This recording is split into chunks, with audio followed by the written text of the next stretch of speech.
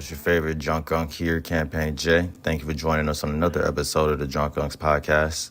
Check us out to hear the latest on sports, news, and life. From hot takes to hilarious commentary, we got you covered. Don't forget to subscribe and follow us on Instagram, Twitter, TikTok, and Facebook at Drunk Unks Pod, and find us wherever you get your podcasts. Let's go.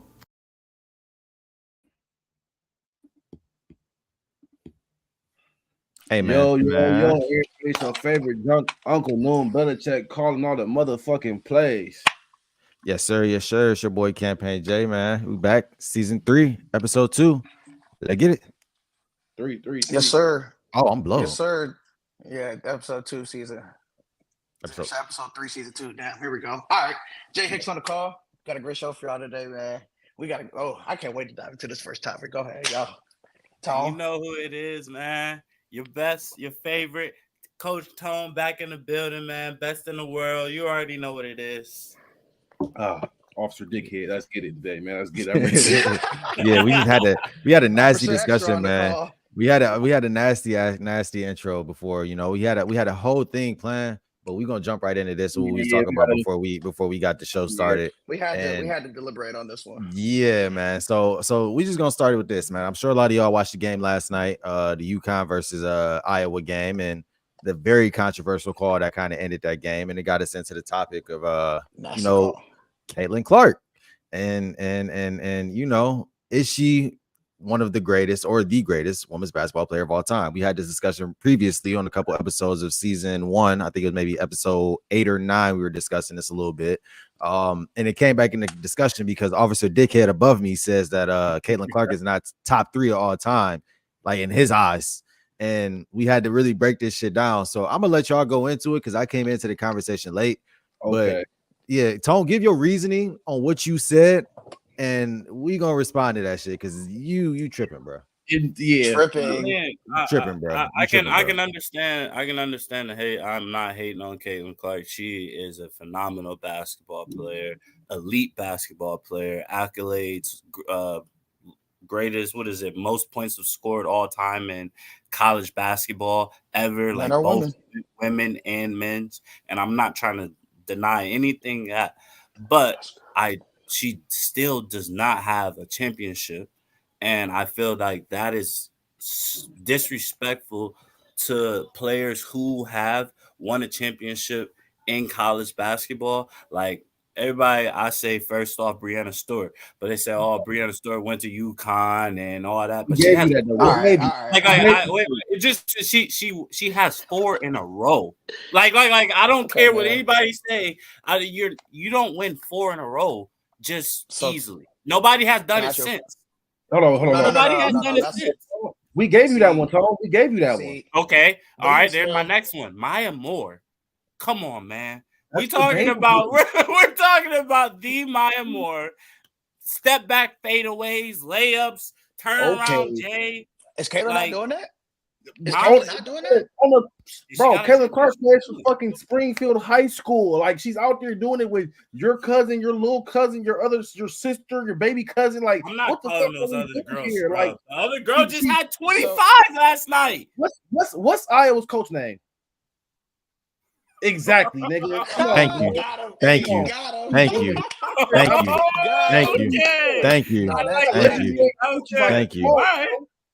Okay, all right, that's fair. I can to your point that we don't know who Iowa is, and she's definitely put them on the map. I'm not denying any of that, but we're talking about the greatest of all time. I'm not denying. How is she not the greatest though? So I want to say this. Let me get my point out. So I hear what you're saying, Tone, and I'll give you Breanna Stewart. I'll give you her. Okay, but at the same time, you have to realize, bro, what was the competition like in women's college basketball when she was playing? Who was she going up against? Maybe one team a year. Maybe it might have been Notre Dame. Maybe it could have been Stanford. Like, there was no consistent teams that she was going up against every year. There wasn't any competition. There was never any competition like there is now in women's college basketball. You got girls like Paige. She was going toe to toe. Paige Beckers. I almost called her Paige Buckets, and she was open. And honestly, if it wasn't for Caitlin Clark being who she was, like, you could potentially say it was rigged for her to win. Like, I'm not saying that it was, but I'm like, I think it is. I can give you, and I can give you Maya Moore. I just think that with the people that the women that you're mentioning, great, in their time, but at the same time, there wasn't anybody that was really competing with them.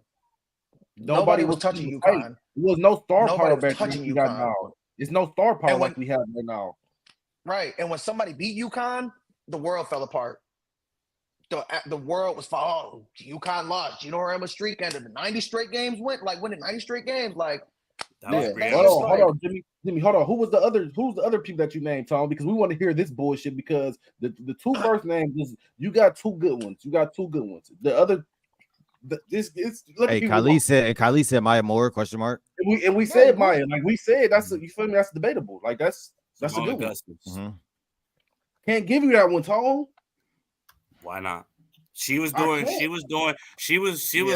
first girls that had really wiggle on the court, step back threes, turn around faders. She was the first, how you put it, nigga hooper in women's basketball. All that is fine. And got a championship. Okay, so hold on, So bro. she won a championship, then Hold what, on, bro. Tom? Let me break this down. Who was that coach? Gina. Oh, Who? You want to say it one more time? Say it one more time, because you didn't say it loud enough for the same people in the guy? back. Gino. Okay. So Well, hold on. that's So hear me the out. same guy, So huh? like we said, bro, and like the argument was originally, is the only thing that it seems like you're mentioning right now is because she got a championship. We got to remember, one, like Jimmy just said, is these women are playing for powerhouses where Caitlin Clark, if Caitlin Clark never went to Iowa, we wouldn't even hear of Iowa right now, bro. And the fact that they're in back-to-back championships off the strength of literally Caitlin Clark is unheard of, one. So two, which you're also talking about, is she's scored the most points, men's or women's, all time.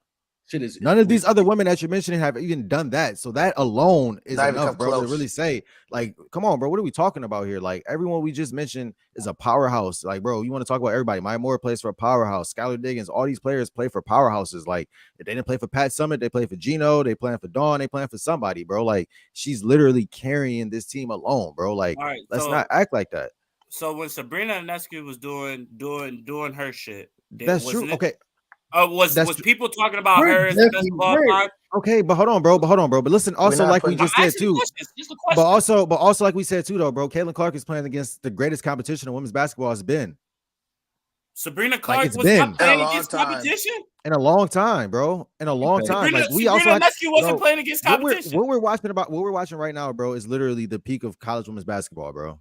Competition all over, bro. There's talented women all over. All over, bro. All over, bro. This is all over. When does that ever happen? Did I This is deny all that? over. I'm not disagreeing to that. I'm not denying like that. so. I never So said like that. we also have to think. Look at the gauntlet. Look at the gauntlet that Caitlin Clark had to run through just to get to the championship.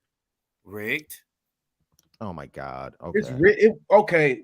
It's the year of the narrative. It's the year of the narrative, bro. This is all I'm gonna say. It's the year of the narrative. The same thing happened in NFL football. Same thing happening in college basketball, and it's about to happen in men's college basketball too. College basketball. It's the year of the narrative. I'm telling you right now. So what's the narrative gonna be? What's the narrative gonna be? Call me far-fetched. What's the script? Narrative. It's just narrative around it. Caitlin Clark gotta get the championship. She has to get the championship. She's gotta finish the story, huh? I'm telling you right now, when she beats SC, which I don't know how, because I want SC to win by 20. I don't know. It's gonna be a tough game. I don't see a tough game. What's the line for that? I don't see Dawn Steady losing. Hey, it's minus 6.5. They get look, can I say one thing before we do that? One thing about Dawn Staley, she gets bigs. Like she always has a good big, like a fucking enforcer down there. She has one again this year. Yeah, she has another one this year. That motherfucker. I will say this as well too. I mean, Iowa just went against the two bigs in LSU and got the job done. But they're not enforcers. They're not enforcers though. Like they're not, bro. That motherfucker. Yeah, but Caitlin Clark went off in that game. Angel Reese just got hyped. Like Camila Cardozo is like she has a presence in the paint. Like she. And I don't watch women's basketball.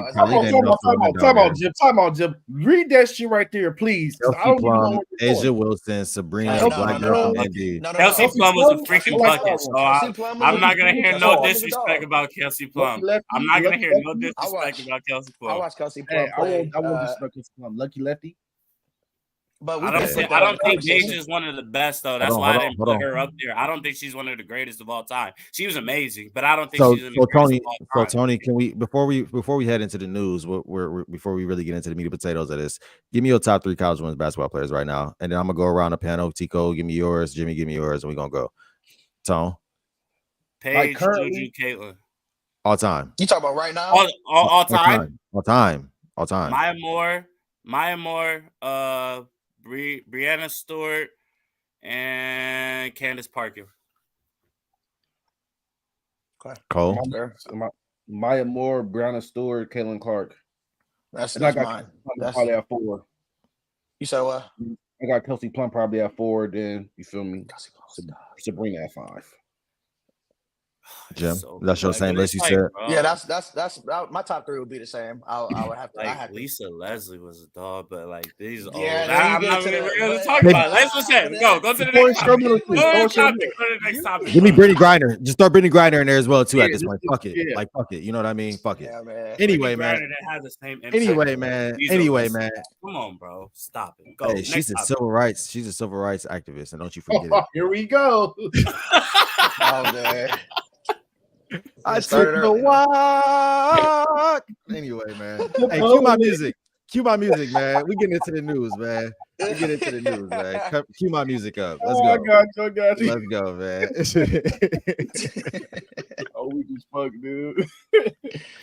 Go ahead, talk your shit, Jay. I'll put it all right, man. So for our first topic, man, as we go into the news, man, the NBA has fined the 76ers $100,000 for violating the injury reporting rules. The 76ers failed to accurately disclose the game availability status of Joel Embiid prior to the game against the Oklahoma City Thunder.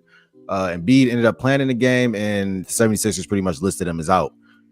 Joel ended up scoring 29 points in that game with 6 rebounds, 7 assists against the Thunder.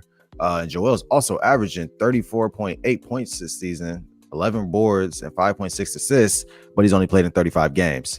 So this kind of was a good, interesting topic, and the reason I brought it into it is because the NBA fined him $100,000 for inaccurately reporting that he was going to be there. And I said the reason that they are finding him is because betting. I think sports betting plays a lot into, reason why this is going on. And I kind of wanted to get y'all opinions and takes on. Do you think we're going to see this more often, and the power of what we're seeing right now with the betting in sports? Do y'all like it? Do y'all dislike it? What are y'all aiming at? And Tico, go ahead. I see you got something you want to say. So go ahead. I'm eager to talk about this because I hope this does become a trend, because a lot of times, we don't get the money back. So like they avoid it, but you feel me? That messes up your parlay a lot. Like it take you from like plus 700 to like damn near plus 200 if you got whatever you got in. You feel me? Because it might be a 6th leg, 5th leg, whatever it is. So I do feel like this is involved with gambling, but it's like at the same token, it's just nasty, bro. Like even if you're a fan of the game and you going to the game and you like, oh, I'm about to go see Joel Embiid, I paid $125 for a fucking nosebleed ticket, then he don't play. So it's like that aspect too. It's like the sales aspect of it too. So it's just nasty to me. So I hope this is a trend. Keep finding all the athletes. My take on that is, in terms of that whole situation, I think the biggest thing for that is on top of betting, because obviously if people knew he wasn't playing or he was playing, they probably maybe they wouldn't have taken the Thunder, maybe they would have taken a spread or whatever. But I think also the big thing with that is their viewership, because the NBA is big on viewership and big on yeah, that comment threw me up, man. See, they're big on viewership, and they want to get the biggest draws. And the game was on TNT, so I think what they've been trying to do is, okay, if he's gonna play, if he's not gonna play, like make it be known. That way, people can plan accordingly or whatnot, and they can game plan for it. Just shit like that, just basic shit like that. So I really think they're trying to just like cap it so that they, people don't do it as often. $100,000 is really nothing, but yeah, it's nothing. That's literally that's a penny fine. That's a penny fine, pretty much, the NBA team. But that ain't hurt nobody. It still make you tighten the fuck up, though. Like, I mean, does it really, bro? If it was a million, maybe it was $1 million fine. I'm about to say maybe $1 million fine, but $100,000. That's like they laughing at that check. They wrote that check with a smile on their face.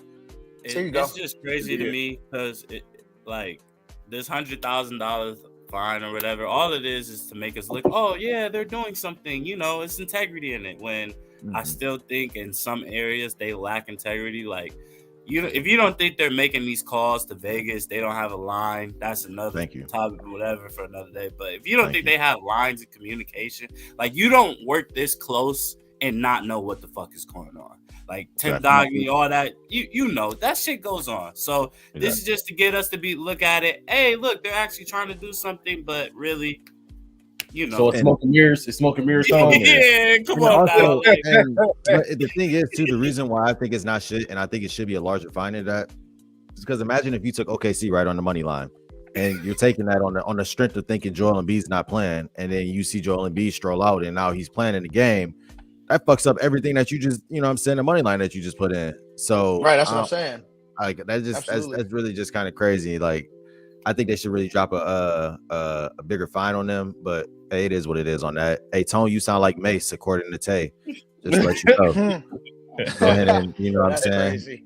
Hey, but so my next one, we're gonna move on a little bit here. Bronny James, man, shout out Bronny, man. Yeah, talk about Bronny. Bronny will enter the NBA draft, and he's also the NCAA transfer portal after 1 year at USC. Disappointing year, I'll say, all around for USC as they fired their coach as well too. If y'all saw at the end of this season, they did not live up to the standards at all. What we thought was going on with the number one pick, the number one recruit coming in, Isaiah Collier. They had Bronny, they had Dennis Robinson.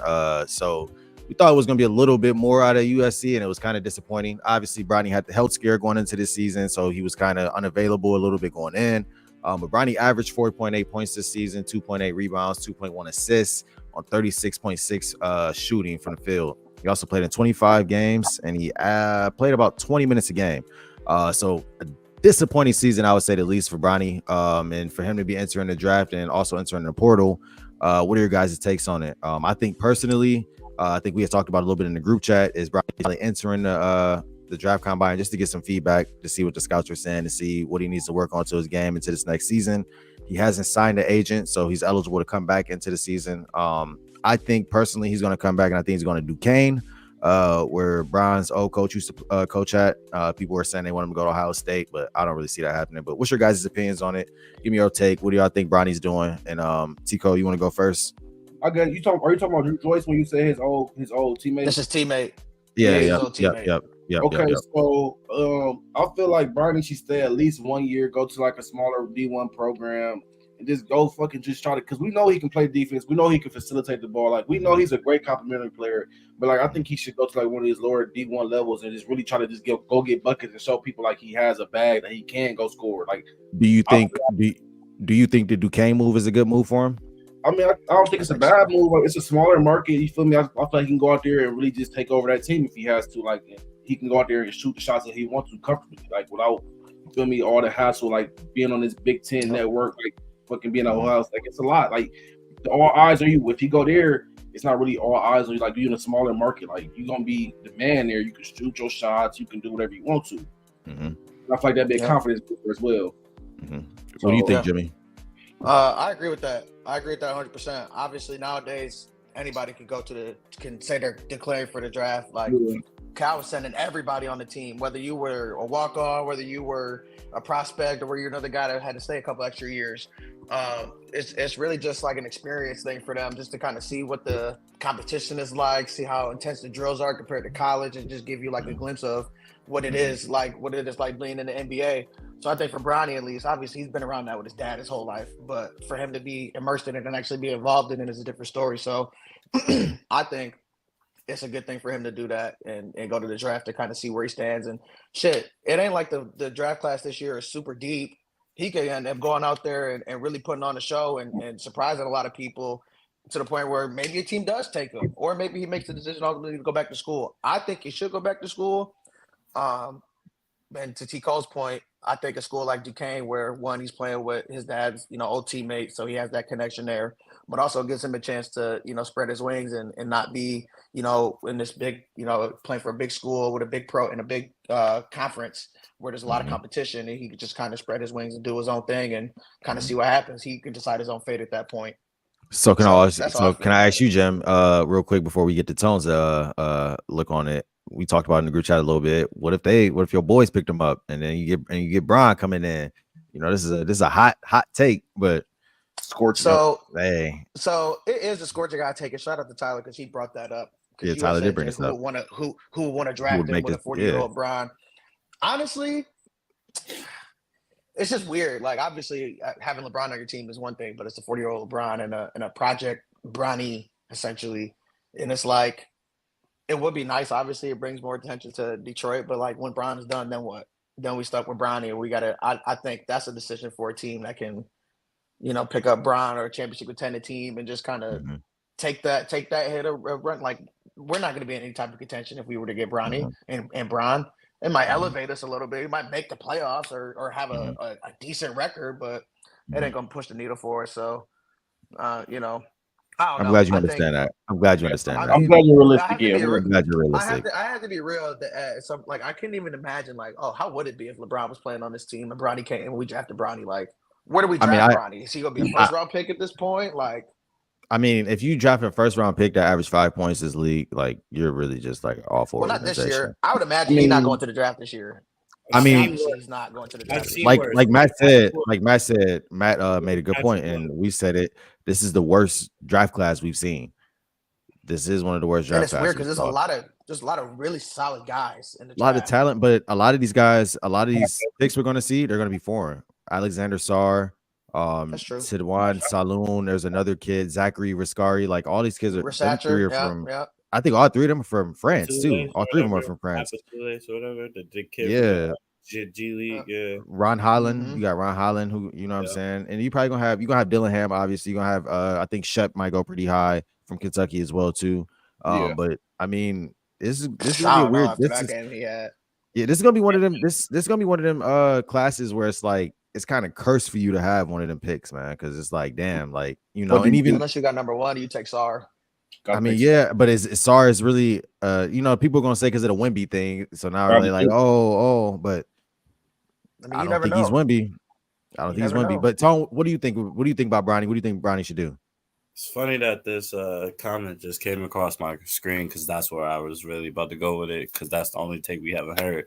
But like I said, I really can see like not trying to blow, smoke in the air or anything or, be biased or anything like that. But, if he end up having a good draft day where say he is, workouts, he's killing and everything, it's not far-fetched to think that he could go second round and that, Lakers are known for their second round picks. I mean, Austin Reeves was an undrafted free agent and, stuff like that. So you never know what could happen. Like at the end of the day, he has to go play ball. Definitely think the heart thing caused his rhythm to be messed up. If like just good basketball players, you got to have that rhythm. So to just get thrown in the fire, obviously he didn't have a season where he was expecting, but like at the same time, you watch his high school, he's not a 25 point per game player. He's never been that way, never has ever been that way in his ever life. He's always been a guy who's going to make sure that if there's a guy on the team that he's get to his spots, he's going to get him the ball in the spots. He's going to facilitate and he's going to knock down big shots and take it to the hoop and stuff like that. But he's really a true point guard when you think about it. Who can shoot the ball. He got an old style game. Like he's really like you said, he's a true point guard. I love Bronny's a good player for sure. Bronny Bronny system. I feel like he'd be great. Bronny should really get in that gym with Rondo. For sure. Yeah. Oh, I like that because he can shoot already. He can shoot already. Just learning that all the IQ shit. The IQ shit. Yeah. And not even that. He already has a good IQ, obviously, with Bron being his dad. That's gonna obviously, you know what I mean, that goes unsaid, but where that point guard position where you kind of that, and he's a little bit bigger than Rondo. They have him listed at 6'4". He's probably 6'2", 6'3". But I think like shaping his game around that in the game, especially now where the point guards is kind of dead. And did y'all see the podcast where Rondo kind of talking about that? I watched it the other day. Yeah, that was a good one. If y'all haven't checked that out, go check it out. But you're trying to get 30 now at point guard. Yeah, it's different, man. It's a different game right now, and I think Bronny could be one of those pieces. But I think Phil Handy as well too. Phil Handy could definitely get him right as well too, Matt. But I definitely would want someone like, because like you hear all this stuff about Bronny, especially growing up. Like I don't know if y'all heard, like he used to train with Gilbert Arenas and stuff like that. Yeah, right. He has, he has the packages. I want to lock that selfishness part of his game. where, you know, as Bron being his father, he's not really a selfish guy, never has been, but he has selfish moments. And I would love to see, like, that's why I could see him back in college, as you all say, for him to get back and get his selfish moments. Because I think as an NBA, you have to have that confidence to know that, okay, I can go get a bucket whenever I want. I can put 30 on your heads, but I'm choosing to play the right way of basketball so my team can win. You know what I'm saying? And like you said, I think that's the thing too. We just never seen that explosive game out of Bronny where he just goes and drops a 50 bar or something like that. So, hey, yeah, and he said, hey, look, Gil said when he locks in, he's really a dog. So, yeah, I mean, let's see, man. I think like you said, I think I want Bronny to go back to school one more year. Go to Duquesne.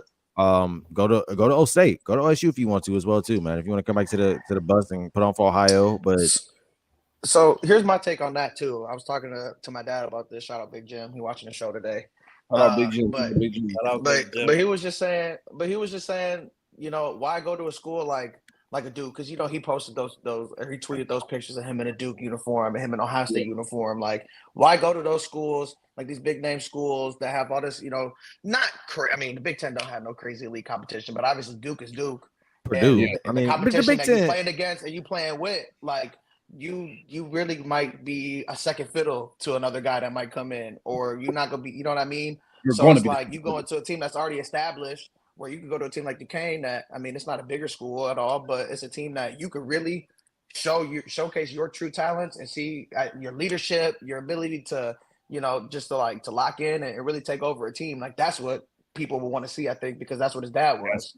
So I think with that and a combination of Drew Joyce being at Duquesne, I just feel like the other schools are cool. Like, obviously they have the stature and the name, but like Duquesne is a team where you can go make a name for yourself and really show them what you about. Build they made it into the what's the name? This they made it to the tournament too. So it's like they won a game. That's in heaven. They won a game. Come on, I would like that move. I would like that move. I would like it. I would be. I would like to see it. Yeah, there's plenty of guys. Yeah, but so I guess the last question is now: does this extend Bron's playing time now since he's waiting on Bronny?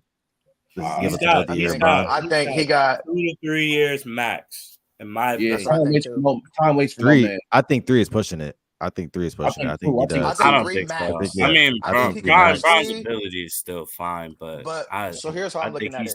Next year you have Bronny's, you know, his sophomore year. Let's say he goes off at Duquesne, but I think he's also cognizant of, okay, I already know I'm going to be in the league, and I want to play with my dad, so he definitely go try and, you know, do the best he can. I feel like that should be his motivation to, you know, really go to Duquesne and say, all right, this is where I'm gonna lock in, and I'm gonna be, you know, I'm gonna be what everybody expects me to be, or try to be what everybody expects me to be. That way he can get into the league, give his dad his farewell tour, and, you know, play with his dad for a year. I think that's the perfect scenario for him. That would be super tough. Let his dad go. That'll be the first father-son duo since what? Since fucking what? You talking about baseball? MLB? No, Ken Griffey Jr. NBA. I don't think has it ever happened. I don't think it's never been. I don't think it's ever happened in the NBA. It's never happened. It's the first time it's never happened. No, it's never happened. MLB is real prevalent in MLB. It was Ken Griffey and senior and junior. I think that was the only time that's happened. All right, let's take a short commercial break, and we're gonna come back and do the next topic, and then you feel me, we're gonna keep rolling, man. Appreciate y'all for tapping in. Yes, sir. Stay tuned.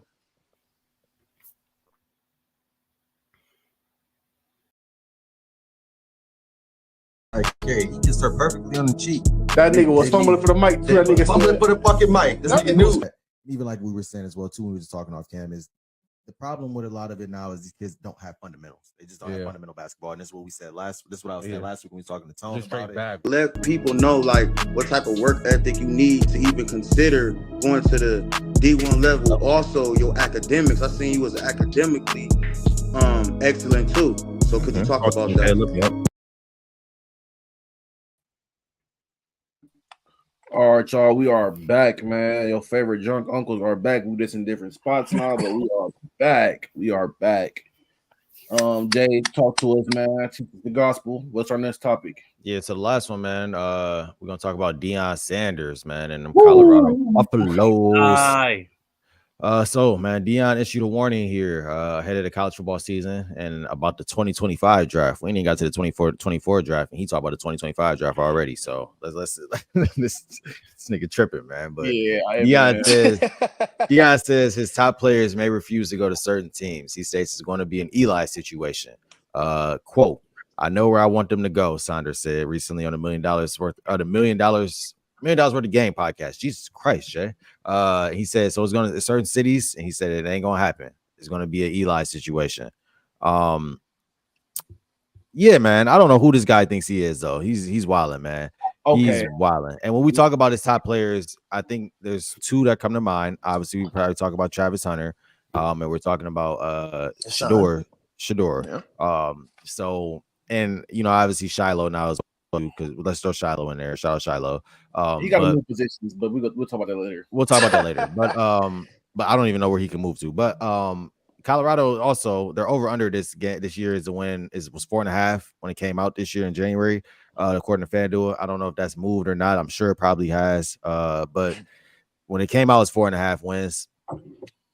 I don't know. They were going to the Big 12 this year as well too. But do y'all think Deion's talking a little too spicy for y'all liking? Do y'all like his talk? What do you think? I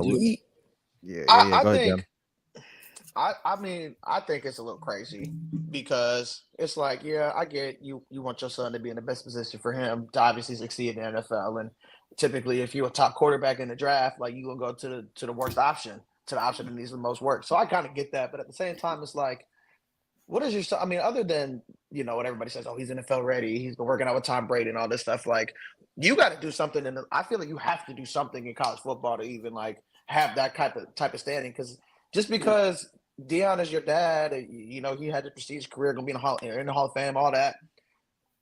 That don't mean anything. Like you don't have no favorite. There's no favoritism in the league.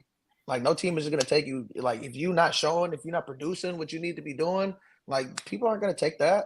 Like look at all the guys that have been drafted. Like you have Zach Wilson that got drafted 2 overall. BYU was great. And you look at all these other guys that have been drafted to these teams. Like I would imagine Pat Mahomes wasn't super crazy at Texas Tech, but he was still balling and winning games. He won more games than Colorado did this year. 1 second. We are going to talk about WrestleMania. We are going to get into WrestleMania, Matty Matt. We get into it. It's later on. Just stay patient. We're going to get to it. But go ahead, Jim. Continue. But yeah, so it's just like,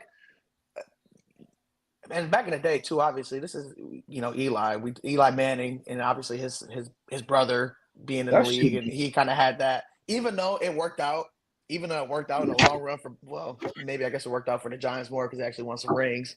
But it's just like, I feel like he got to do something before you can go on and be confident enough to be like, yeah, let a bad team try and take Shedeur next year. We're definitely pulling the Eli situation. Like, you don't have that, especially if there's other guys in the draft too. Not that power. Yeah. The thing I don't like about this whole situation is like, bro, I love Deion. Like y'all know I'm probably the biggest Deion fan. Y'all probably fucking know I love Deion, been a Deion fan forever. Anyways, I just think we got to slow down sometime. I get that you were the man when you played, probably one of the greatest, if not the greatest defensive back ever. We got to relax. Like, I love the confidence you instill in your son. I love it. But we got to be realistic with ourselves. Like, bro, like Jimmy said, you got to win something. You got to do something. Like, just because you had the most yards, all this other stuff. Like, I love it.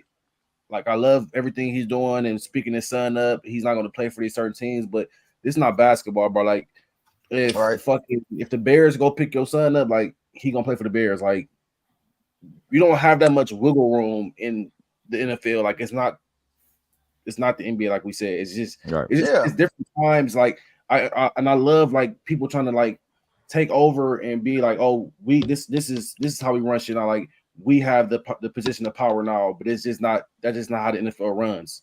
Not yet, at least. And the thing is, and that's what I was gonna say, man. Like Tico, I kind of understand with you, but more so leaning towards like I'm all here for it. I am too. I'm here for all the talk. It's one thing about Deion that you would know, like. When he talk, he's calculated. He don't just talk. Yeah. If he's talking, he really believe it. He really mean it. He really that's his mindset. So, you know, I get it. Like he hasn't done anything where Shedeur, they won 3 games, 4 games, whatever it was last year. I think it was 4. Yeah, but I'll tell you what, Travis Hunter is special. Okay, them boys all look good though. They look good. They just needed to coordinate. Travis Hunter is special, first off, and I think Shedeur is who they say he really is. I'm going to be on that train until I'm wrong. If I'm wrong, I'll say I'm wrong. But I love the talk. I love the speaking out, saying what you say, because at the end of the day, I know they are working towards it and they're doing everything to make that stuff come true. So for sure. And I'm here for that. I'm here for more of us being confident. And this is nothing against nobody else. I'm more for us talking our stuff and backing it up and proving it, even if we fall a little bit short of still keeping that confidence. Because I feel like they try to take that confidence, be humble, all that. Nah, come on, man. We are who we are, and this is me. So you either like it or you don't, and call it. I am a revolutionary. Hey. You got your kufi, yo? Where your kufi at, man?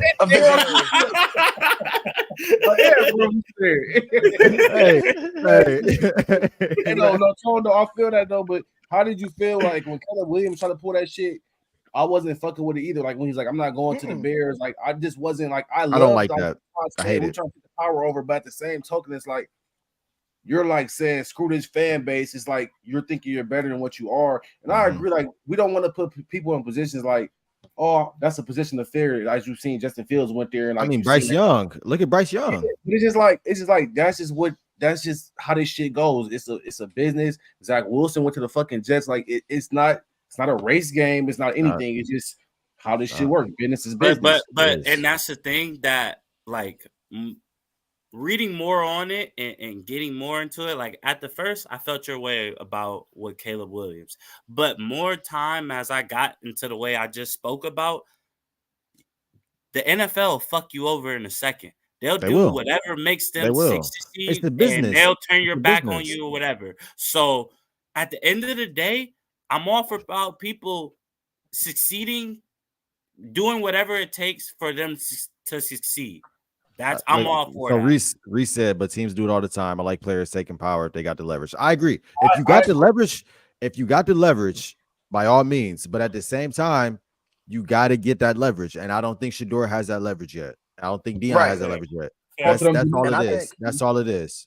That way. And I think also to that point too, it's like you have to understand, like these guys, like, yeah, sure. There's obviously teams that you would prefer to play for rather than other teams. I'm sure Justin Fields didn't want to play for the Bears when he got drafted there. I'm sure Caleb Williams had thoughts about not wanting to play for the Bears because of the current situation and what happened with Justin Fields. But at the same time, it's like you are getting drafted. You are being talked about as the number 1 pick for a reason. You are supposed to be the guy that takes that team to bigger levels. And obviously, like to the next stage. Like the Bears, I mean, not saying that the NFC North is wide open because obviously, my Lions are there. But it's like the Bears are a young team, and all it takes is just a couple pieces and a couple moves you got to make to get your team to the next level and build your team around a guy that could be your franchise guy. So all I'm saying is, I feel like I would take that as not a Green Bay Packers are winning the NFC North. Shout out Jordan Love. We don't need to. Where's my belt? Jordan Love. Where's my belt? That's another discussion for another day, but that's crazy. We don't need to dive into that today. Hey, but just so quick question. So quick question for y'all, real quick, man. So do y'all like the over under? Do y'all think Colorado wins more than 5 games this year? Do y'all think they win 5 games? Who knows, man? Who are they playing? They got North Dakota State week 1. Man, who ain't got a belt? Look, he got that belt. Hey, let him know. North Dakota State week 1. Hey, show me real quick. Hold on, wait. Can you put that up real quick, Tico? Belt. So that's what Jordan Love about to have when he walk in Detroit. Sex We're not worried about Justin. We're not worried about Jordan Love, bro. Anyway, so back to, so they got Colorado. They got North Dakota State week 1. That should be a win. They play Nebraska week 2 at Nebraska. They play at Colorado State week 3. They play at home against Baylor week 4. They play at UFC week 5. They play Kansas State at home. UCF. Who do they play? UCF. They're playing Dana White. I put UFC. I'm tripping. Kansas State. They play Kansas State, and then they got Arizona, Cincinnati, Texas Tech, Utah, Kansas, and Oklahoma State. I see a lot of losses. I see. I count it at least 6 to 7 minimum wins. Minimum wins. Okay. Okay. All right. For the viewership, for the viewers. First three. No. Let me finish. Wait, Jimmy, say him. Jimmy, tell it. This is the same nigga that said that the Atlanta Falcons were going 12-5 last year. So you take that win total with a grain of salt. A grain of fucking salt. A grain of fucking salt. 6 or 7. 6 or 7. Since we are here, can we go to the gambling portion? Because I'm kind of excited about these bets tonight. Yeah, let's dive in. Can we talk about our best bets? Yep. So you want me to lean into it, or do you? Yeah, go ahead, lean into it real quick, and then we got some ones that people wanted us to shout out real quick. But go ahead into them. Let's get that ticker going up. Since Sean not here, but in the grace of Sean wanted us to tell y'all that he's taking both NC State and UConn spread. I think UConn's is 11.5 minus 11.5. Yeah. And I think NC State's is what 9.5. NC State's is 9.5. 9.5. Yep. I'm hammering both of those as well. So if you want to learn some money, you want to make some money, you feel me? Listen to your favorite uncles, man. You feel me? Go make you some money. Got y'all. Man, we got y'all. You feel me? That's what we hammering tonight. I think. How do y'all feel about DJ Burns? We talked about it. We talked about it before the pod. I like DJ Burns. I like his swagger. Like he go out there like I run this shit basically. Yeah. He don't care who he going up with now. Mind you, he is 7 inches shorter than this nigga. Thank you. You do have to take that into account. Thank you. So it's like, Diddy. And he said, y'all see that today? He said that today, and they was talking about it. He said that I was weak. But no, though, that plays a factor in it. Like, he is a great he great in the paint. He a great post playmaker. Like he can shoot the ball in the paint. He can really he can get active down there and knows how to get his open shots. But at the same time, it's like Z-Bo he ain't going Jr. up against he ain't going really not for real though. He ain't going up against the same niggas he been going up against. He going up against Zach Edey, Player of the Year, the guy that draws the most fouls in college basketball. Fuck all that. He's gonna have problems with him. He's gonna have problems with him. He's gonna have problems, bro. Listen, I still think North Carolina State covers a 9.5. Absolutely. Listen, this is why I feel like I don't think they. I think DJ players right now. I think in college basketball, like if you play basketball, you know DJ Burns is a hard cover just because he's going to do. Go ahead. Fun fact, y'all know I think he leads the tournament in scoring points per game. I think he averages like 18. Thank you, Taylor. Thank you, Taylor. Sex Baba. But who is that? Anybody has Sex Baba? Yeah, for sure. Bro, come on, bro. Like I'm taking DJ Burns. Bro. So okay, he's 7 inches so shorter than him. Hold on, hear me out. I'm my best this weekend. I would take UConn to cover that 11.5 spread. I'm loving that. And that's easy. They've won every game by at least 12. So whatever you want to put on there, I know it's not going to be. You got to put some money on there to get some money returned. You got to get some money on there to put some money returned. But put the money on there. It's going to be real worth it. I also would say personally, I would not take NC State to cover. I don't think they're going to cover that 9.5 spread, in my opinion. I haven't been wrong yet about the bets I put in, so I'm just saying. All right, bro. I don't think they're going to cover that 9.5. I just can't see it, bro. And I'm not even. But at the same time, let me break this down to y'all in my head. This is how this shit is going to go in my head. Look, in my head, in my head. I don't work like that, but in my head. I feel like both of these niggas gonna be guys, bro. Like it's a lot. DJ Burns is a big motherfucker. Like he might be 7 inches shorter, but he's a wide body. Nobody has ever banged Zach Edey like he about to bang Zach Edey. Like he ain't never had nobody. The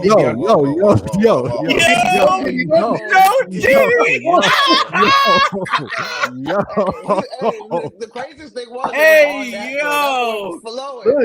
he gonna be down there. Look, he gonna be down there jabbing. He gonna come down there at that left. Yeah, my bad. That was crazy. That shit is getting sent back. That shit's Jesus, getting sent. I know. So this is my thing, bro. When you got 7 inches on a nigga paws, it's like Okay. You had to say it like that, bro. We've been saying that the whole time, and then you had to switch up the yo. He went out his way to get to that. No Diddy, Tyler. No Diddy. Hey man. Hey man. Hey man. Hey yo. So hear me out, man. But when you do, literally, he does have the height advantage on this nigga, bro. That's a tough height advantage to have. And like, so even he just has to get within. He just has to get in the paint, bro. And his hook shot, it's not gonna be bothered. Like he's not gonna, you know what I'm saying? Like he's not gonna be able to bother bro's shot. His wingspan is gonna be like it's not gonna matter, bro. And also, since Tyler here, Tyler's favorite bets this weekend is he took NC State plus 10.5, and he also took UConn for the halftime and game winner. He put $100 on there to pay out for $227. So he wanted us to shout that bet out as well too. Shout out Tyler, man. Man. You might win some money today, man. Shout out Tyler, man. But yes, sir. So Cole, you under the impression that State is covering, or do you think State is winning? Purdue is due for a fucking fold job. Like they're known for this. Like this is what they're known for. They're known for this. That's true. And that's also true. This is the time where Zach Edey finally gonna get some pushback. Wherever you trying to say, he's finally gonna get some pushback from another dominant center. So it's like, you feel me? I just want to see that. I want to see that Zach Edey Clingan. I want to see that Zach Edey Clingan matchup so bad, bro. Hey, Clingan. No, that 7-foot pillow get hit in the chest. I'm telling you right now, when that 7-foot pillow get hit in the chest by one of them shoulders by DJ Burns, and he go like this, and everybody looking like, what the? And he laid up like this, and you hear everybody start talking. I don't want to hear shit. That's all I'm gonna say. That's what I'm saying too. Tone, talk to him. Look, everybody learn the gospel, man. All right, bro. You learn the gospel, So since we got the best bets out of the way and shit, man. We was gonna discuss previous night's games, but we kind of already touched on the Clayton Clark and everything else. So Jimmy, you said what? It's Jimmy time. You got Mr. Nasty time right after that pause. But we're gonna get in for Matty Matt, who was asking about it, man. We're gonna talk about this WrestleMania. Let's go ahead, Jimmy. Yes, sir. What you got for us, We got some good topics for y'all today. So obviously, as y'all know, at least, you know, I'm invested in WWE. That's my shit. I've been watching it for a long time. I wouldn't necessarily say I'm that in depth with it now as I used to be. I'm not watching it every Monday and Friday. It's just too much. It's too much to keep up with. But you know, I'm a sports guy, so I keep my ear to the ground on everything going on in WWE. I watch some shit that happens here and there on YouTube or whatnot. So it's a big night tonight. It's WrestleMania. 40. Yeah. It's arguably everybody's, you know, they're saying it's the biggest WrestleMania of all time. It's gonna be a good show, man. It's 2 nights. We got some good matches tonight. Let me pull them up real quick here. Obviously Roman Reigns or The Rock. Everybody knows The Rock, Dwayne Johnson. He's back in the WWE. He got a big title, or not a title match, but he got a big match tonight with his cousin Roman Reigns, the Bloodline, taking on Cody Rhodes and Seth Rollins. Cody Rhodes has been a big name in the WWE nowadays. He came back. He used to be in the WWE. His dad is Dusty Rhodes, the All-American Dusty Rhodes. You know, the American Dream, Dusty Rhodes. Crazy. The American Dream. I'm lacking. So he's back. They're gonna have a good match tonight. I think it's gonna be really good. We got some other good matches tonight on the card. We got Jimmy Uso versus Jey Uso. They're twins. They're also family with Roman and The Rock. It's a big bloodline thing. Jimmy, I saw Cody trying to get Osprey. So yeah, so that's kind of what I was touching on. So that's the big match of the night. There's a lot of great good matches tonight. So if y'all have never tuned into wrestling, obviously we all know it's fake. Okay, I'm not denying that. I've accepted that over my years of being a fan. But at the same time, it's good entertainment. They put on good shows. I've been to multiple WWE live events. I've been to a WrestleMania. And one thing that I will say is, whether you're a fan or not, it will bring you in. Like they put some shit. They put their lives on the line essentially. Just the moves that they do and shit. And it's good entertainment. Like it's a storyline essentially. So yeah, to Matt's point, he was talking about Stone Cold Steve Austin coming back. So this match tonight is pretty big because Roman and Cody Rhodes are fighting for the Universal title tomorrow night. Night 2 of WrestleMania. That's the main event. But basically, depending on how this tag team match goes tonight, if Roman and The Rock win, then they're gonna have a bloodline rules match, which is basically anything goes. So anybody could come back at this point. And I think WWE is all about draws and getting viewership. So personally, I think Roman and The Rock are gonna win tonight. And then going into tomorrow, they're gonna bring out everybody. They're gonna bring out Stone Cold Steve Austin. You're gonna see John Cena in the mix. Yeah, they do a better job of making it look real nowadays. And they do put like I said, like a lot of the shit that happens is real. Like you get all the real-time injuries shit. One of the wrestlers, Big E, he was a big name in WWE. He broke his neck last year just on a simple ass suplex and might not be able to wrestle again. So like that shit is real. So like you have to appreciate that and really respect that for what it is and just enjoy it for what they're trying to do for you. So that's how I think. I agree. I think it's gonna be blowing rules. Where can we stream this at? Is it going to be available on Hulu? Where is it streaming at? Where are you watching it at? So I'll be watching it on Peacock. That's where they have all their WWE reviews. There's actually, so WWE is so big, and it's like, it's hard to really deny the success that they've had, regardless of the fact that it's fake and it's all scripted or whatever. But they actually signed a deal with Netflix. So starting on Monday, and for however long the deal is for, all their Monday Night Raw shows that they have every Monday night will be on Peacock or Netflix, and then every pay-per-view after that will be on Netflix. All their international pay-per-views, so like they go to Australia, they go to Saudi Arabia, and they went over to England last year. So yeah, they definitely tap into every country possible. So they'll definitely be that'll be cool. That'll be cool to see. That's a new thing. So on Netflix. Let's get to that. So WrestleMania though is you do have to be it's pay-per-view, right? Or pay-per-view. Yep. Well, they call them premium live events now because they don't want to take it away. Right. But yeah, I do want to touch on this before we go to the list. Yeah, Matt, I agree with you. I'm seeing everything. Matt's been waiting for this moment. Oh wait, and I meant to say Matt Marzinski. I don't know. That's paid. Oh, paid. I wasn't saying you was another Matt that had commented from Twitch. That's Matty Matt. Oh, was it the same dude? Yeah. Oh well, shit. His name was Matty Matt, so I didn't mean to call you that. My bad, bro. So basically, he was saying since Vince has been gone, so obviously everybody knows WWE as a Vince McMahon product. That's his baby. And obviously everybody knows about what Vince McMahon's been getting into, some real nasty shit. He should definitely be on the next segment at some point in the future once he get all the full story. So Triple H took over as the chief creative officer. That's his title on WWE, and ever since then WWE has just been blossoming. Like I was reading some stats of these dudes. They sold in this week for WrestleMania with their show on Monday on Raw and SmackDown in the Hall of Fame, and they have their developmental program had a pay-per-view today before WrestleMania, and then both nights of WrestleMania they sold over 200,000 tickets, which is insane.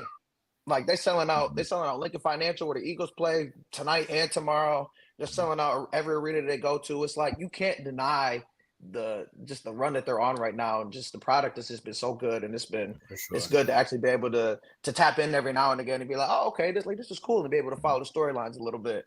But now that we're gonna talk about that list, I gotta put that list up too, so we can I don't know if, like I said, y'all might not, if y'all have y'all Bleacher Report notifications on. I do for everything. They dropped a list for the 50 greatest WWE superstars of all time. Trash. And the criteria is just based on like historical significance, championships, popularity, whether you're a needle mover or not, your time active, your pay-per-view appearances, and then like your other skills like on the ring or in the ring or on the mic, just your intangibles basically. And we don't need to dive into the specific list, but if you just take a look at some of the names, like there's one glaring thing that I noticed like right away, and it was the fact that Ric Flair was 24. What? I don't. That shit was crazy. Like, yeah, Tone. I knew you would be. So like, not a lot of people are invested in WWE to know. Like, you might not be. You might have watched it back in the day. But if you don't even watch it, you know Ric Flair. Everybody knows. Everybody knows who Ric Flair is. He is. I mean, he is the household name. Like when I first grew up, when I first watched wrestling, my dad would tell me about Ric Flair and how he used to always watch it back in the day. And so it's like those are names that just always stay with you forever. Like when you think of Ric Flair. Yeah, you got a whole riding jet flying. So wheeling, stealing. Come on, these are the gospel, man. Come on, man. So I think I do. Yeah, thank you. Talk to him. Talk to him. You hear the hockey games. You hear the basketball games. You hear. I'm a Rolex wearing. Like, come on, man. Like, what are we talking about here? Chick stealing, wheeling, dealing, son of a gun. What are we talking about here, man? Like, You know the gospel? Come on, bro. So like, Like, you look what at some of these doing? names on this list, and I was talking to Craig about this for a little bit the other day, and it's like you could kind of understand where they're coming from with this list in terms of like the times, I guess. If they're factoring in like the eras that they were in during this time, like, okay, maybe you could say Ric Flair, because Ric Flair was obviously, he was Ric Flair, but he wasn't in WWE for a long time. He had left it with the WCW or whatnot. But he was still a staple, like in wrestling in general. Like, you still consider him as one of the greatest of all time. And so it's like, I think a lot of it factors into like their popularity and how much draw they got and how much money they brought in for the company. Because if you just go off for championships alone, Ric Flair is tied for the most championships of all time with John Cena, who's 4. Hey, Ed, can I say something as well? He's 5. John Cena's 5. Yeah. Can I say something as well about the whole list? Because it's kind of this is just a personal opinion, because I feel like Mick Foley should have been up. Mick Foley was at, I think, 15. Yeah, Mick Foley was at 15. And I'm like, yeah, I'm a Mick Foley guy. Like Cactus Jack, fucking you feel me, Mankind. Like, it was he had a lot of personas, like, yeah, personalities and shit. Like, who are you putting him in over that top 10? Who you taking out of that top 10 and putting him in? Because I think the top 10 is decent. It's a couple. I would have put Kurt Angle maybe at 10 and moved Hogan to 11. I'm not even gonna lie. I gotta pick him over to Bruno because I don't know who that is. I don't know who Bruno is. Bruno Sammartino is the longest reigning WWE champion of all time. Like, his record is just not gonna be touched. Which is why a guy like Roman Reigns is 13th, because he's been a champ for almost 3 years now. He's been running the show, which I think, and it's kind of crazy to have him up there so high when you have all these other names that have been there, done that. But at the same time, if you look at I agree with that. Whole attitude era. I agree with that. I agree with that. But if you look at right now in WWE where they were when Roman did become champ, because they were coming out of COVID, like they were trying to find a new direction, trying to get people back, bring the interest back. And so when Roman came over, he took over this like persona of just being the top guy, and he stood by, and he had Paul Heyman with him, who just got inducted into the Hall of Fame last night, had a great speech. But he had one of those guys that you could really run behind, and he could do all the talking, you could just back it up. I mean, he did it with Brock Lesnar, for all those years that he was around in WWE. So it's like, but Roman it's hard to be a champ for a long time. Like, Cena was a 16-time champ. So he was always the champion, but it wasn't at one time, like one continuous reign. Right. With Roman, to be the champ for that long and to beat all these top guys, like he's beaten every top guy in WWE. He beat Cena when he came back. Who else did he beat? He beat the Undertaker back before this really all started to blossom. So it was like he just went on this tear where it was like, it's I see what you're asking, Matt. Yeah, Brock Lesnar on some other shit, man. He couldn't even induct Paul to the Hall of Fame yesterday. So that should tell you like how bad it is. But yeah, man, I think they're looking at just like the impact that they had, and Roman Reigns is definitely a needle mover. He's a big box office draw for sure. Everybody's coming to see what he has to say and whatnot, and just see his dominance. And it's like, obviously, it's going to come to an end. I personally think Cody Rhodes is going to win the title tomorrow. Just to finish the story, so to speak. Real quick, just out of y'all opinion, just out of y'all opinion, I want to know, just because I'm a wrestler guy. Who y'all top 3? I just want to know. It's hard. It's hard to do a top 3. It's hard to do a top 3. I can give you a top 5. I can give you a top 5. Top 5 is cool. Top 5, no order. No order. I want to hear what y'all got to say. All right, my top 5. I'll go first. Stone Cold, John Cena.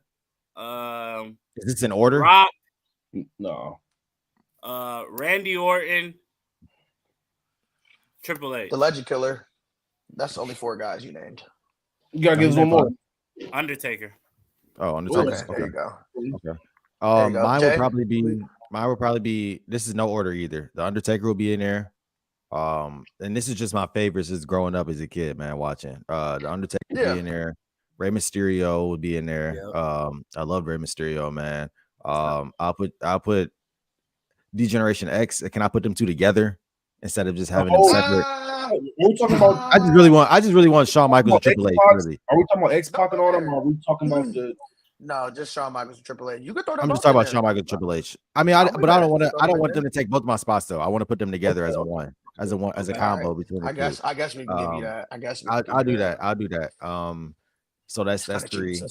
It is kind of cheating. John Cena will be in there for me. And Batista would be my dark horse in there, bro. For sure. I fucked with Batista heavy when I was a kid. For sure. Batista bombing niggas. Hey, that shit used to be crazy. I used to fuck with Batista. So Oh yeah. Top 5 is Yeah, hard. I gotta go. I know T Cole's gonna be more old school. Kurt Angle. Yep. Oh yeah. Perk Angle. No. Perk Angle. Perky. Perk Angle. Perky. We gotta go. It's time for the percolator. It's time for the percolator. You feel me? We gotta go. Heartbreak Kid. HBK. Eddie Guerrero guy. Yep. Oh, peace, man. You like the heel. RIP Eddie. RIP Eddie. You feel me? I like Eddie Guerrero. His last one, Tom. I already know his last one. Is it who? John Cena? Oh, ain't nobody say Edge. I'm surprised no one said Edge. He's my honorable mention. He's my honorable mention, man. I was just about to say. I'm surprised no one said Edge. Right here. I hate Did anybody say Randy Orton? No one said Randy Orton. Yeah, I did. Tom did. I hated Randy Orton and Edge because Edge was like Randy Orton before Randy Orton was Randy Orton. Exactly. That villain role. Exactly. Yeah. So my top 5. You got Jimmy. My top 5 is coming a lot off of like hindsight now and looking back at it. Because at the time, like I was all babyface. I hated the heels. I was always a John. So like John Cena was always my guy for sure. Yep. Yeah. But if you look at, like kind of going off of this list that they had, man, Kurt Angle was a good pick. So I had to throw Kurt in there just because he was so good on the mic and he was just, amazing. He was one of the first guys that transitioned into like not being a professional wrestler or like being in WWE to like going to, I guess Triple H was saying like guys like Logan Paul and Kurt Angle that are coming into this business just like out the blue and didn't grow up in it. It's hard to really be successful and stay consistent. And Kurt Angle was definitely consistent in that. So I got to give him his flowers. Edge would have to be up there for me too. Edge, Randy Orton. Man, I don't even know if I could throw. It's tough for me, bro. It's tough because I want to throw a Triple H in there. I want to throw a Batista in there. I want to throw a Rey Mysterio in there. All good names. It's tough, bro. It's tough. It's tough. And then you got the guys that didn't really have an impact in terms of like the success that they had championship wise.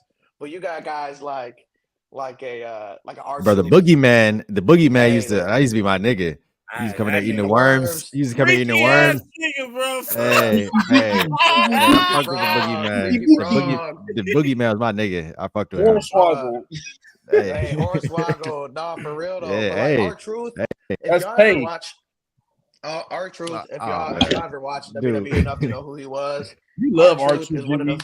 Hey, he one of the funniest. No, bro. You don't understand. He one of the funniest niggas I've ever seen in WWE. Just the shit that he does, bro, is just so like he just do some goofy shit. Like, bro, he went into a Royal Rumble match, and y'all know how the Royal Rumble goes. You gotta throw somebody over the top rope.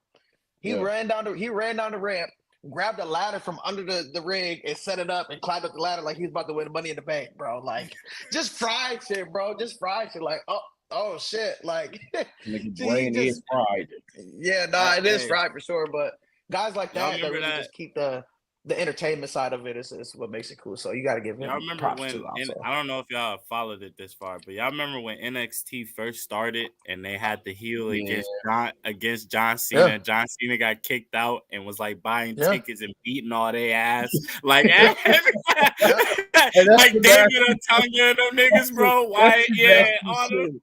That's Daniel Bryan. Yeah, Daniel. Actually, I gotta change it. So if we talk about superstars in general, like one of my favorite right now, y'all don't know about him because he's not in WWE at all. He in AEW. It's the competitor brand. Is MJF, Maxwell Jacob Friedman. He a young dude, but he just has like if you watch, if you grew up watching wrestling and just see the heels and whatnot, like he's young and he really has like the whole crowd like in the palm of his hand, and he can do whatever he wants. He can't do no wrong. He could be the nastiest heel. He could be the biggest baby face, and he's just gonna get a big pop. I mean, everybody's just gonna ride behind him. He was here. He came to Toledo, didn't he? MJF? Yeah, when we went. No. He wasn't there. He wasn't there when we were at Collision. No, he wasn't there for that. But yeah, man, if y'all ever get an opportunity if WWE is in Toledo again, or AEW is in Toledo, or wherever y'all at, if y'all get a chance to go out and see a live event, you should do it. I heard Vince is crazy. I'm gonna have to go check one out, bro.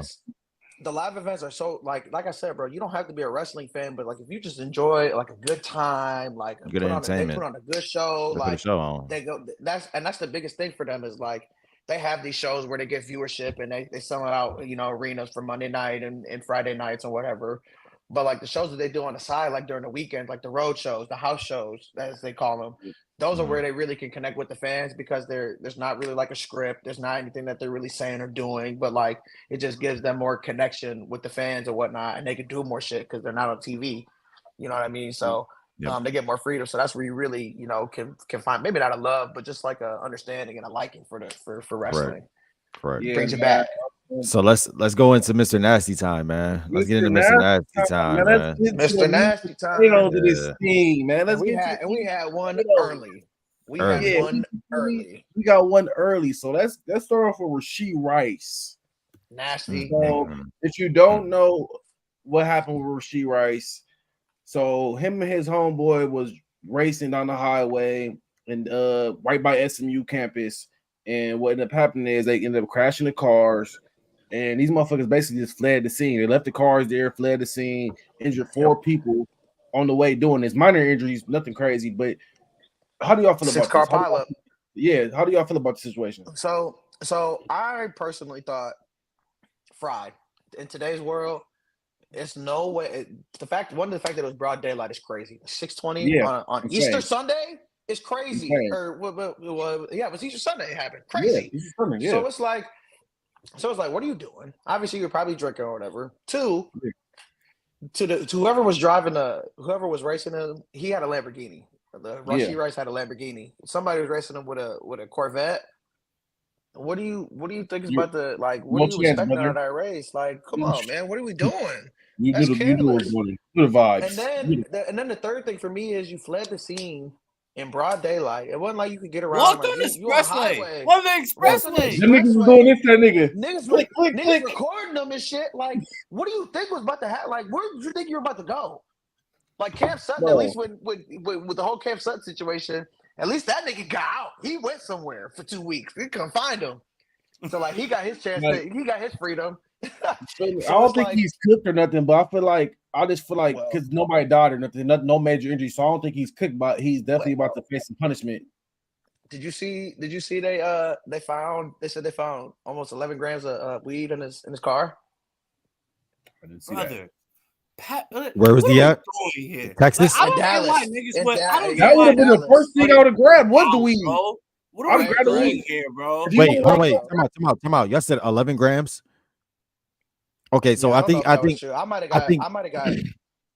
But I think Dallas has hold on, wait, but I think Dallas is decriminalized. So I think you can have up to a certain amount. No, it's not. Not in Texas. I think Dallas is one of the only cities that are because Dallas might be 10.8 grams of marijuana is not a felony. Oh, it's not a felony in the state of Texas. Told you. Wow. Yeah. I told you. There you go. I told you. Damn, I thought Texas was super strict on their marijuana laws. So I mean, I know one thing about weed, man. I know my weed. Look at you. I know my weed. I ain't mad at you. Shit, I be flying. I be flying with that shit. I gotta know where that shit is legal or not legal. I think it is true, man. I think it is pretty true. But niggas did take that pack. Niggas said, "Hold on, wait. This that Michigan weed. We ain't got shit like this." You know, they be smoking bunk down there, and bro, they smoking bullshit. So they was probably geeking. They was having a great time with your weed. Hey, I got one more nasty nigga for y'all, bro. This is a throwback. This is a throwback from 2007. But it's a good one because we in the time of the month that this happened. If I don't remember, Don Imus, 2007, before Rutgers played Tennessee, Candace Parker led team the year they won the national championship. Don Imus got on his podcast, radio, whatever you want to call it. It was radio back then. You feel me? Radio back then. Yeah. He said he called the Rutgers players nappy-headed hoes. Yeah, that was crazy. That was crazy. Hey, so that was wild back then. If I don't know, and I hadn't. And so when Cole was telling me about this, I had to go look up who Don Imus was. And if you go look who he is, his picture is just as nasty as the statement he made. He looks like an ass old white man. But y'all remember the bill? He fits the bill. You remember that shit? Go look him up. Go look him up. Y'all remember that shit? They said, "Oh, looking boy, old." Exactly. Yeah. That was him. That was bro. Bro, he's a nasty. He looks like a nasty guy. Funny. Yeah. But can I show the viewers? Can I show the viewers? Go show the viewers. Let's see if we can get it. If we can get it. He called a nice ladies a nasty mullet. A nasty mullet at 80 years old. a nasty gray mullet. Yeah, he fits the bill. So I will say, a whole looking ass. Come on, bro. I will say this. Back to the Rashee Rice thing real quick because I wanted to throw a little comment in there. Man, I don't think he's cooked either. Like you said, I think this is definitely going to be an awakening. I think Andy came out and said something as well too, pretty much stating like he has to be smarter with his decisions he's making. For sure. I also don't know like if it's been proven that he was the driver or if he was the passenger, but either he was a driver. He was driving that shit. Sure. It was confirmed. 100%. Sure. Okay.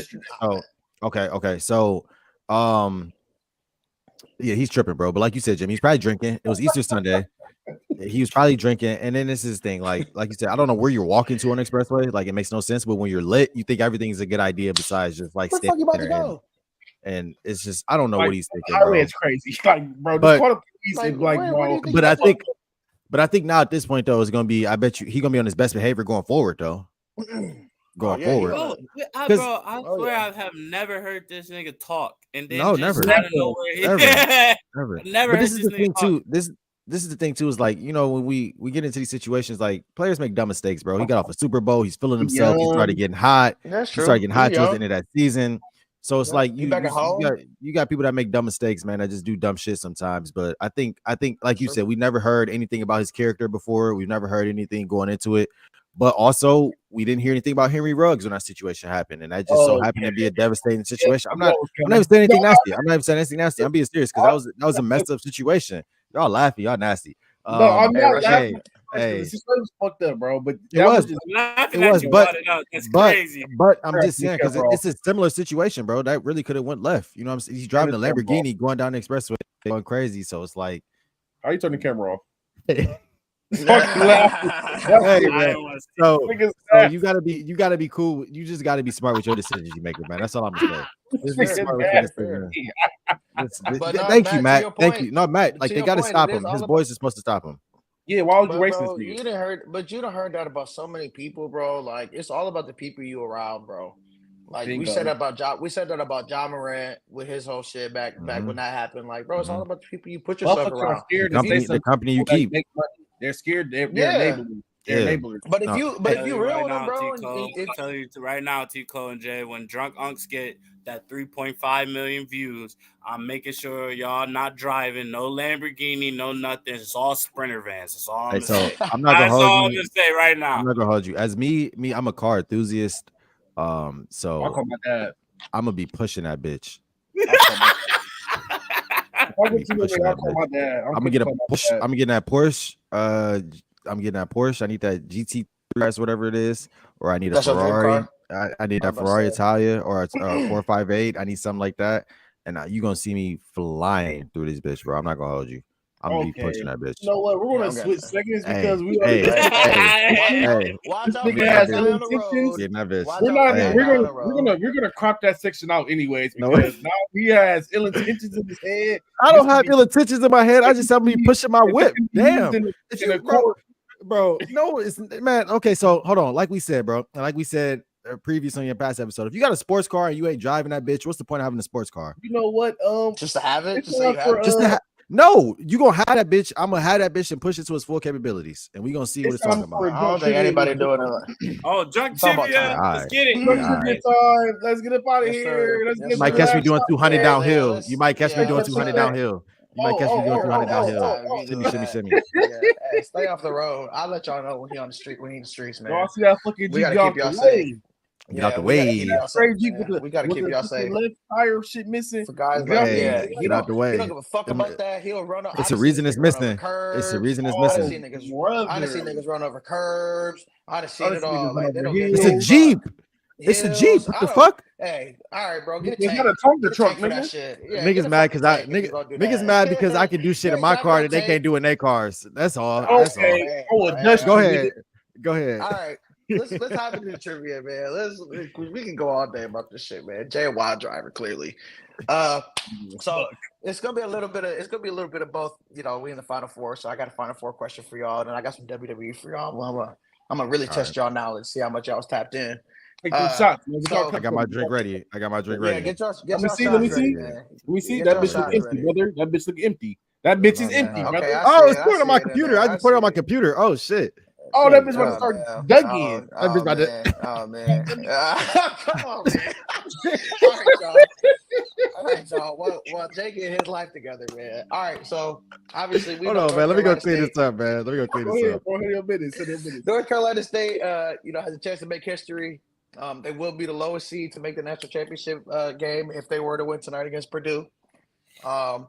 So with that being said, who was the lowest seed prior to them if they were to make it to make the national championship game? I got it already. Hey, Tom. UConn. Nope. What? It's not UConn. UConn was not the lowest seed to make the tournament. The lowest seed to make it. The lowest seed to make a national championship game. They was a 9 seed. No, last year, huh? Yeah, I know. I'm not talking about last year. Sorry, excluding last year. I'm not excluding. Yeah. Okay. No, they wasn't a 9 seed last year. I'm talking about Shabazz Napier. They was a 9 seed. Let me see. Unless my notes were wrong. Pay said Butler. It was Butler. At the AC, I think the AC hey, was nigga, lowest. You ain't know that. Take a shot, Pay. You ain't know that. Go drink a beer, nigga. Whoa. So what was UConn? I thought UConn was a 9 seed. When they won with Shabazz right now. Cheers, back when they won with Shabazz. What was that? 2011? You talking about back in 2011? They were 3 seed. They were 3 seed, Tom. Yeah, I'm about to say I never. Shabazz Napier was not 3 seed. Butler was the AC. I'm looking at it right now. Who was on that Butler? Who was on that Butler team, Jimmy? Do you know the star player? Gordon Hayward. Come on, man. My bad. Jesus, back to back. Back to back national championship appearances.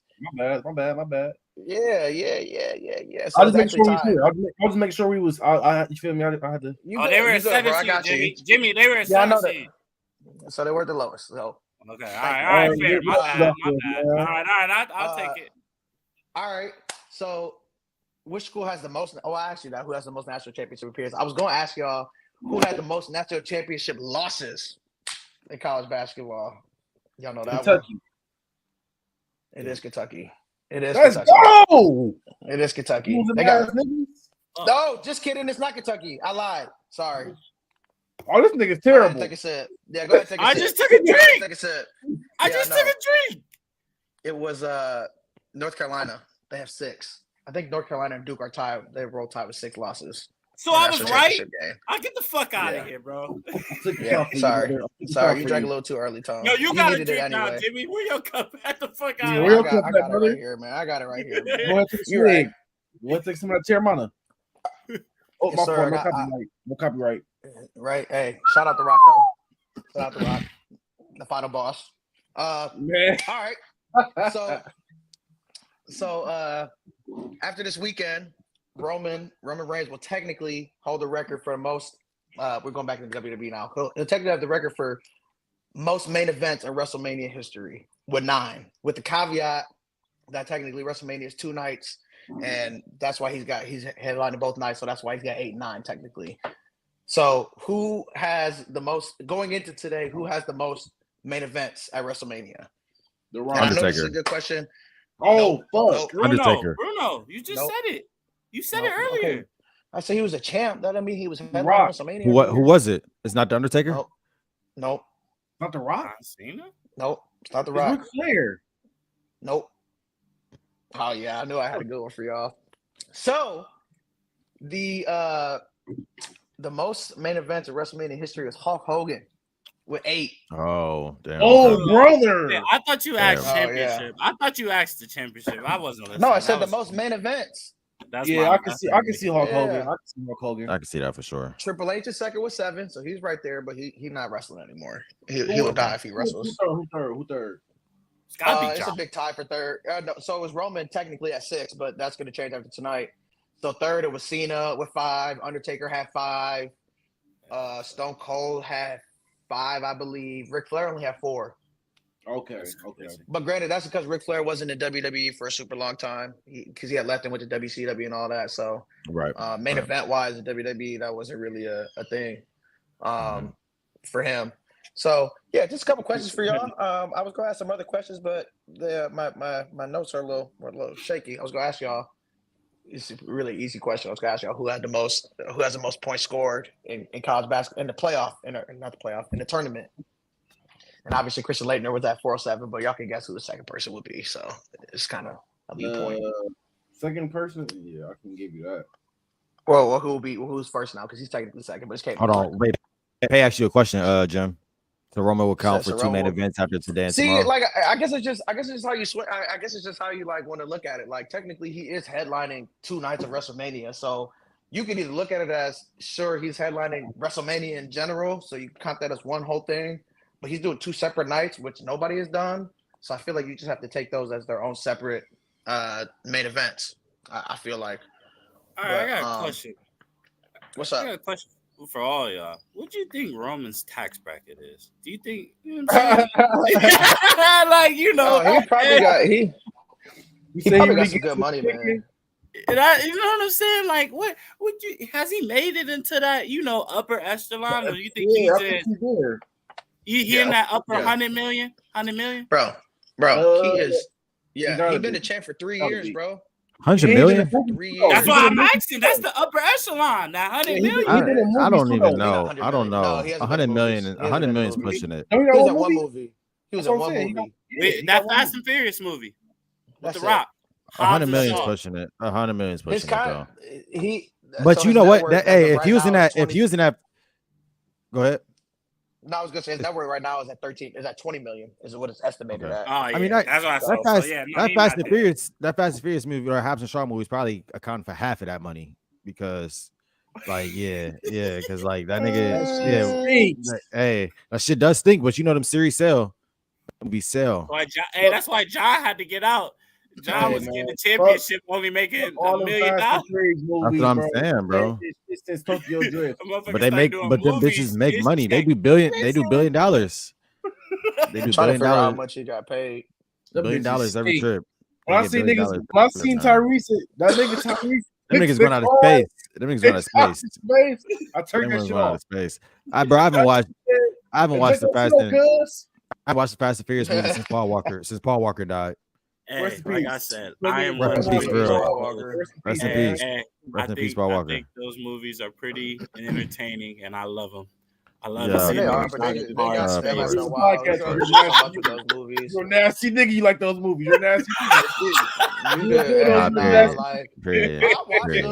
I did watch them like when I was younger, but up until Paul Walker. I think up until Paul Walker died, and then the nigga The Rock caught a car. He caught. Hey, I loved it, and I loved every second of it. Hey, because he looks like a nigga that can catch a car. He looks like a nigga that can catch a car. That nigga, he caught that bitch like this. I said, yeah, they won't be seeing this. They would have lost me. They would have lost me. They went on the same tangent as like it's one of the movies where it's like, all right, y'all need to just go ahead and cut it short. Movie that's been on a tangent like that. The Transformers movies needed to end. Like those are ones that needed to end. Like that's what I'm like, bro. Like after 3, it was really bad. After 3, it gets bad. After 3, it gets bad. After 3, it gets bad. Is that Mark Wahlberg? That shit was garbage. The one with Mark Wahlberg. That's what I'm saying, bro. That was the last decent one. That was decent. Yeah. It was decent. They came out with this last one that I didn't even watch. Like they lost me completely when Mark Wahlberg. They've come out. I think they've come out with like 2 of them maybe that I haven't watched since then. Once they got rid of Shia LaBeouf, it was like not too much. I heard the last one was good though. I did hear the last one was good. So is that Quentin Tarantino? Is that the one where they was doing with the dinosaurs and shit? Who the fuck making fart noises? Yeah, I don't know if that was Quentin. Was that Quentin Tarantino? Oh, it was Quentin Tarantino. That is Quentin Tarantino writing a Transformers script. It would have been blood everywhere. Who's the director? Who's the director? Man, hey, that new Bad Boys. I'm gonna watch it. We're gonna see what happened. Martin Lawrence looked fat as shit though. Quentin Tarantino. Man, it wasn't Tarantino, bro. Tarantino would have had that shit looking crazy. Django, like, come on, bro. Blood everywhere. Blood everywhere. The first one was Michael Bay. It was Michael Bay. Michael Bay. Michael Bay. Oh my goodness, I was about to say, man. Quentin Tarantino. I was talking about Tarantino. In my head, I'm like, Tarantino has never directed no fucking Transformers. What the fuck? Hey, time out real quick. I just had to point out something. I didn't notice Tone had that op-ass shirt on. That was versus Jimmy shirt. Yeah, that was versus Jimmy shit. That nigga talking, I'm upset. Look, hey, I already know. highest grossing tour of all time. God damn it. Fuck that nigga. That's all I gotta say. Here we go. Fuck him. That's Hey, all I look, gotta say. 87 sold out shows, arenas in America. God damn it. I'm upset. I'm upset. Hey, man. one thing you need to know about man. Tone. We about to wrap That- this shit that up, nigga- man. I appreciate y'all for coming out to Drunk Unks podcast, Yes, man. sir. We got one more surprise for y'all before y'all leave. Stay in here. I got one more thing for y'all, man. Please, Yeah, stay man. in Go to tune check with us this out. outro. Go to check us out. You feel Hey, me? We're gonna keep adding to it as well because Keep adding to it. You know this shit gonna change every week. Just follow us. these niggas be So blown, move, man. so move cautiously. Move with So, you proceed feel with me? caution. Yeah, move cautiously because you're gonna be added to the highlight tape. Follow us on Yeah. all platforms at Drunk Unks Pod because you won't see more of these highlights. So enjoy Yes, these sir. while we here. Yes, Thank you sir. for joining. We appreciate y'all joining us, man. Yes, sir. Thank you. Appreciate Thank y'all. you. See y'all.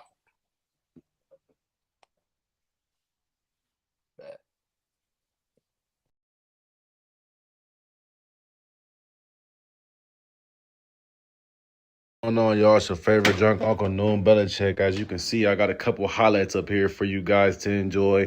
Thank you guys for tuning in to Drunk Unks podcast. And once again, we are so grateful for you guys. I just want to let you know we really do this in real life. So I really want to let y'all know that we really are drunk uncles. We really are degenerates. We really do love sports. We do love gambling. So take some time to watch these highlights.